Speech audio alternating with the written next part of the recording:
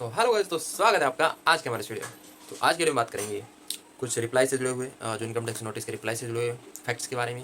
उसके बाद कुछ बैलेंस शीट से जुड़े हुए ओपनिंग चेक और बैलेंस शीट कैसे बिल करते हैं उसके बारे में बात करेंगे। तो वीडियो में बने रहे, तो चलिए स्टार्ट करते हैं। तो सबसे पहले तो जो मैंने आपसे पिछले वीडियोज़ में एक इनकम टैक्स के सेक्शन 133 क्लोज 6 के रिप्लाई के बारे में बात की होगी, जो ज़्यादातर 80 to 90% केसेस में प्रॉपर्टी से जुड़े हुए केसेस में आता है।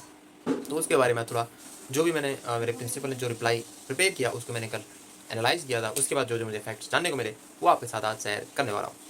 तो 3-4 फैक्ट्स से। तो पहले फैक्ट्स की बात करें, जो भी इनकम टैक्स डिपार्टमेंट ने जो नोटिस भेजा था वो इनकम टैक्स डिपार्टमेंट ने कुछ मतलब कि डुप्लीकेशन करके उन्होंने डुप्लीकेट अमाउंट कंसिडर कर लिया था मिस्टेक की वजह से। क्योंकि उसमें क्या था कि जो AIS में अमाउंट जो शो कर रहा था वो मतलब ये SFT में जो अमाउंट था वो डुप्लीकेशन हो रहा था उसका।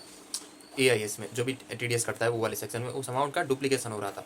और दूसरा फैक्ट ये है कि जो भी ये TDS का जो उसमें रिपोर्टिंग हो रहा था उसमें अमाउंट अराउंड 5-6 लाख या तो फिर 7 लाख इतना एडिशनल अमाउंट बताया गया था जो अनरीजनेबल था।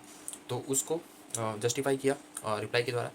फिर तीसरा वो था कि जो भी डिपार्टमेंट ने जो भी TDS वाला अमाउंट रिपोर्टिंग हो रहा था और SFT में जो हम रिपोर्टिंग करते हैं उनको 2 बार कंसिडर कर लिया था, जो नहीं होना चाहिए। क्योंकि जो TIS है वो तो AIS का ही समरी है, तो उसको 2 बार कंसिडर करने की कोई रिक्वायरमेंट नहीं थी वहाँ पे एक्चुअली। और चौथा फैक्ट ये था कि जो भी क्लाइंट था जिसके पास नोटिस आई थी उसका जो प्रॉपर्टी के रिलेटेड नोटिस आई थी एक्चुअली उसमें उसका 50% ही शेयर था। तो जो भी रिपोर्टिंग हुई थी उसका सिर्फ 50% AIS में उसके AIS में होना चाहिए, बट ऐसा नहीं था। जो भी 100% था एज सच, तो वो 100% उसकी AIS में दिख गया था जो अनरीजनेबल था, तो उसका भी रिपोर्टिंग नोटिस में किया गया था। तो रिप्लाई में हमने उसका फैक्ट्स बताया। तो ये सब चीज़ थी।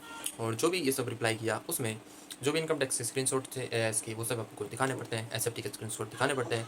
आपकी एनेक्सर में स्टैम्प ड्यूटी जो भी परचेजेड सैलरी होती है वो आपको डालनी पड़ती है, आपके कैपिटल अकाउंट देने पड़ते हैं, कॉम्पिटिशन देना पड़ता है पिछले 3 साल का। जो भी आप मतलब ये रिक्वायरमेंट नहीं, पर अगर आपसे नोटिस में मांगा गया है तो आपको फिल करना पड़ता है।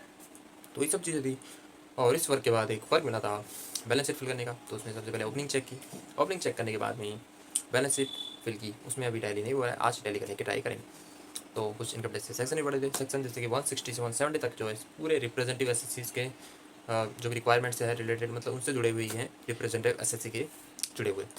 तो एक दो चीज़ें बात करूँ तो उसमें जैसे कि रिप्रेजेंटेटिव एसएससी की लायबिलिटी इक्वल टू एसएससी होती है, पर उसमें कुछ एक्सेप्शन थे एक दो, तो आप देखेंगे तो आपको पता लग जाएगा। तो आज के लिए इतना ही, मिलते हैं अगले वीडियो में।